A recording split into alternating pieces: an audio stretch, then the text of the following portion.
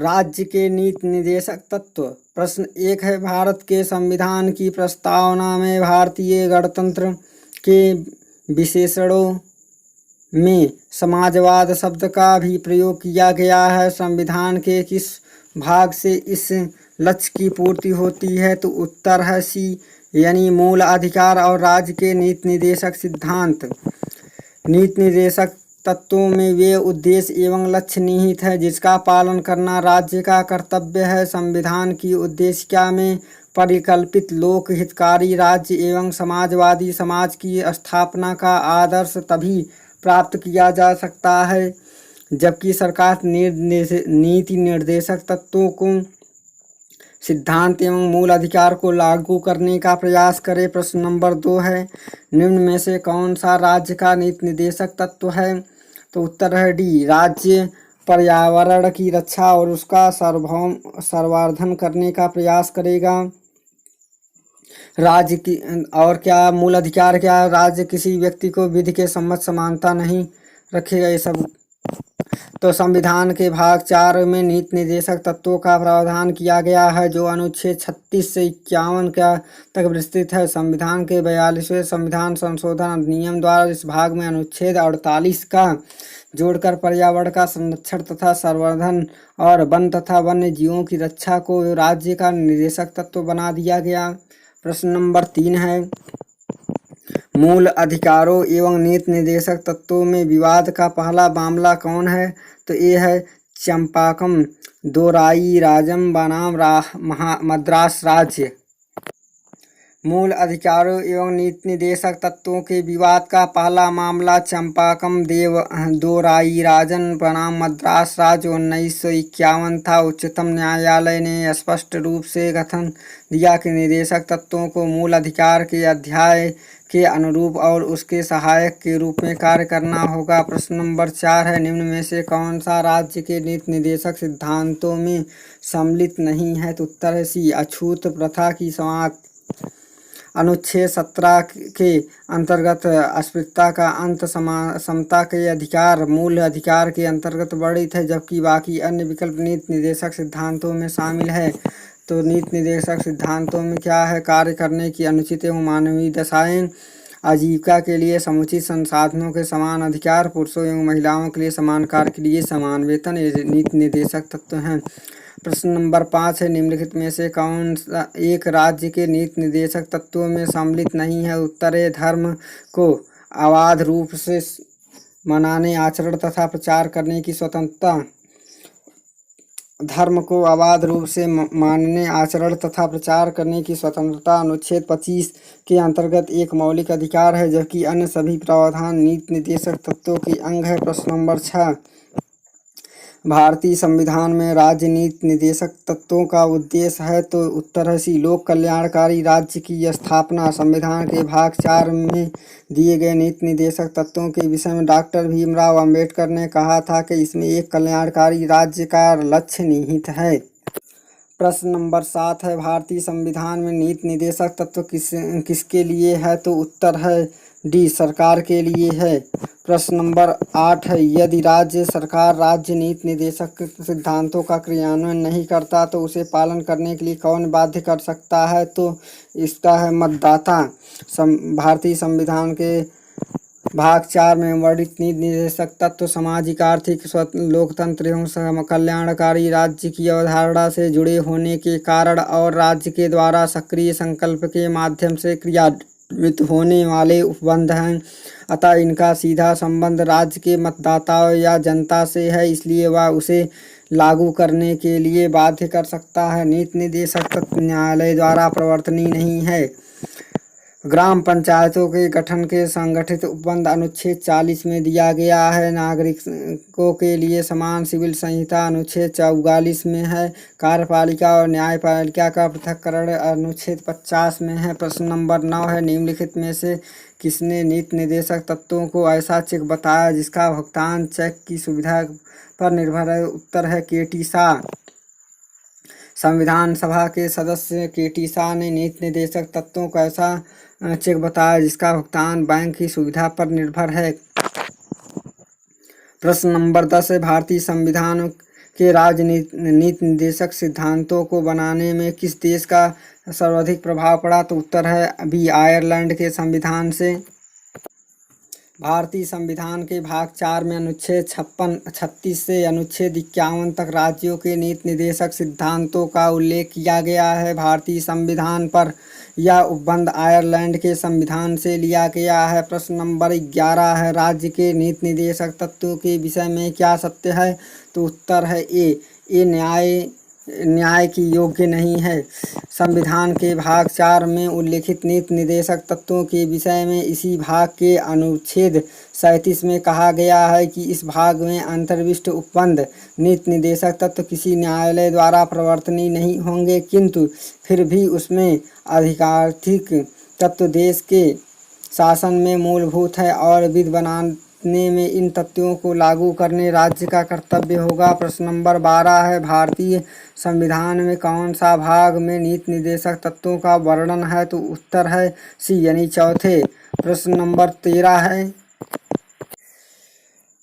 पनिक्कर आर्थिक क्षेत्र में समाजवाद, अंबेडकर आर्थिक लोकतंत्र, बी.एन. राव नैतिक उपदेश और जेनिंग पूर्ण आकांक्षा। प्रश्न नंबर 14 है, भारतीय संविधान का अनुच्छेद 44 संबंधित है? तो उत्तर है ए, समान नागरिक संहिता से।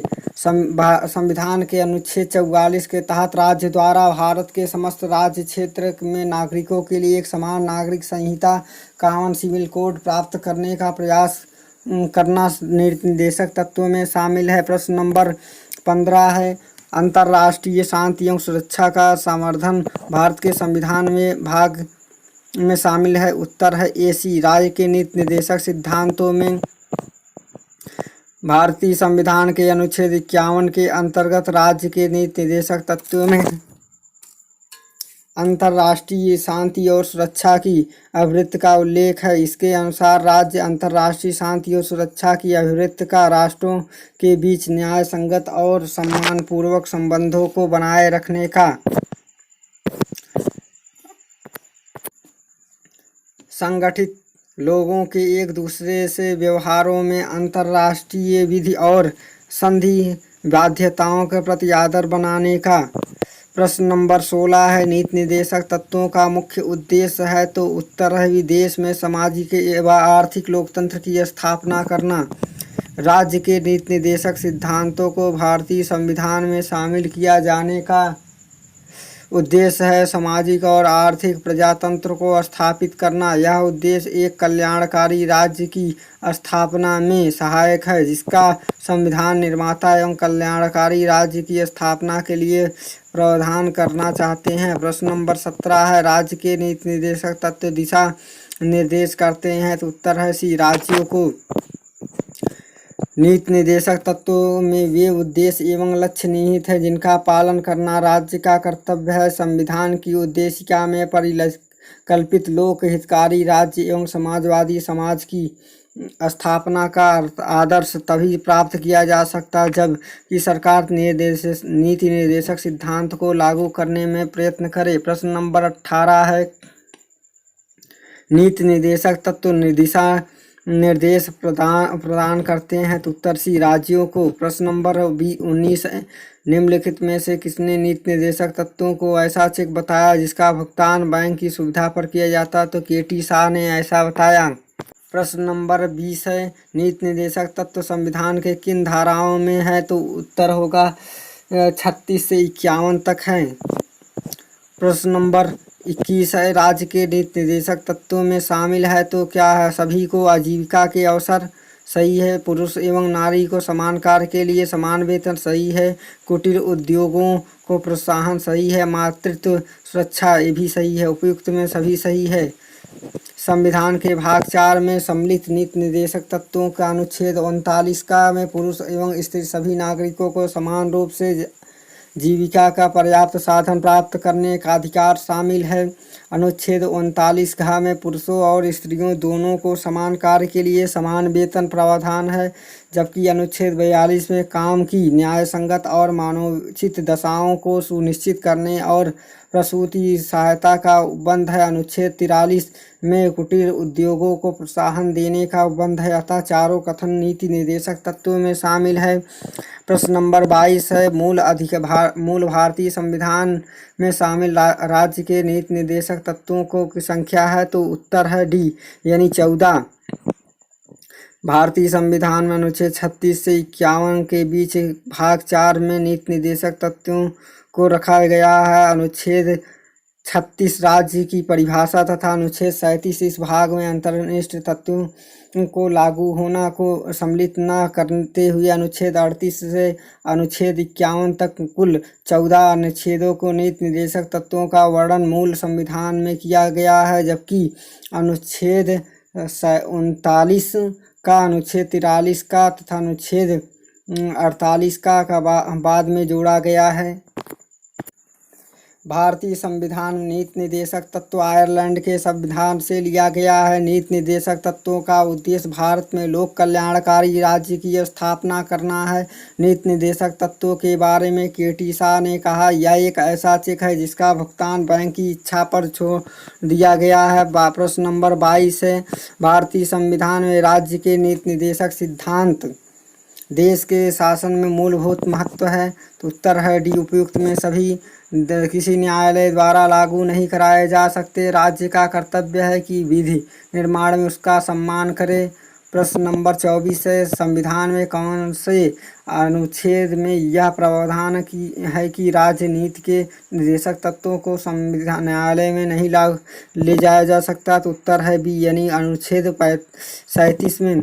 संविधान के अनुच्छेद 37 के अंतर्गत यह प्रावधान है कि राज्य के नीति निर्देशक तत्वों को न्यायालय में नहीं ले जाया जा सकता है, किंतु ये तत्व देश के शासन के मूलभूत हैं और विधि बनाने में इन तत्वों को लागू करना राज्य का कर्तव्य होगा।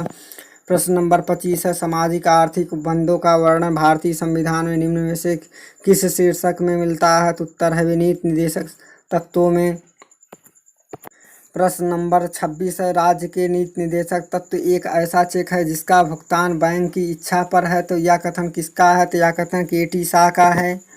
प्रश्न नंबर 27 है, राज्य के नीति निर्देशक तत्वों का उद्देश्य एक आर्थिक प्रजातंत्र की स्थापना करना है। संविधान सभा में किसने कहा है, तो उत्तर है ए माने डॉक्टर बी.आर. अम्बेडकर ने। नीति निर्देशक तत्वों का महत्व इस तथ्य में निहित है कि ये भारत के एक वास्तविक लोकतंत्र के विकास का आश्वासन दिलाते हैं। डॉक्टर अम्बेडकर ने कहा, राजनीतिक लोकतंत्र की उपलब्धि के बाद हमारी अभिलाषा आर्थिक लोकतंत्र की स्थापना करने के नीति निर्देशक सिद्धांत का उद्देश्य भारत में आर्थिक लोकतंत्र की स्थापना करना, अतः ये लोकतंत्र का एक महत्वपूर्ण स्तंभ है, इसके समृद्धशाली होने की आशा दिलाते हैं।